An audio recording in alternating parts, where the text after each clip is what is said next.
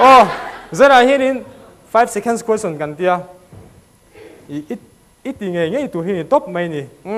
zona ka zo don chia second nga cheu le ya in ring em ring e second nga cheu le ni o second song ko in pe lawang le ken ring em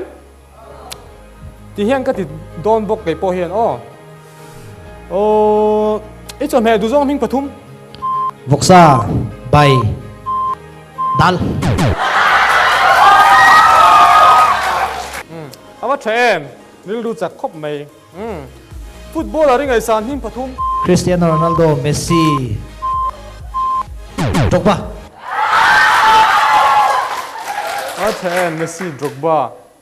la thang được zel mai à mizo ring em mizo me che zai thiam ti pathum Betsy Dusaki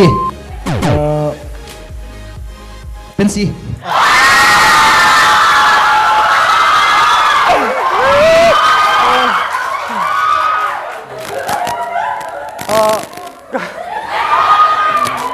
có tiếng nghe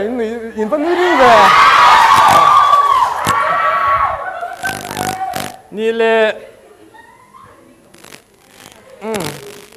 la tiếng nghe dik lâu om mi an bắt lim về cái tiếng adik ni le bây giờ mày chia giải thiam lâu đi pathum cái này đâu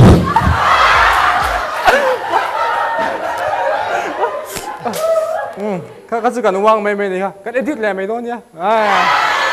le bây giờ lùi mình pathum rồi rồi le tlong lui tupui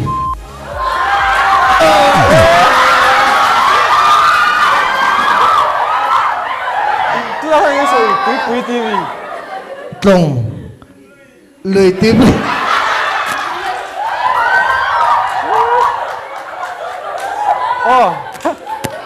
kan ti dễ lang boru ka vasang em Drew cái máy Drew con ta Drew in com siang o ti vai trong in soi ro du papas mile interview me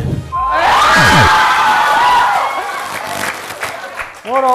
pas me ti kha di mi e ka se chuang lo kan disvel me ole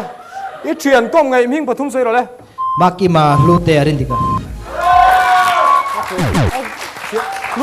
lutea chak chuak no mi dang dai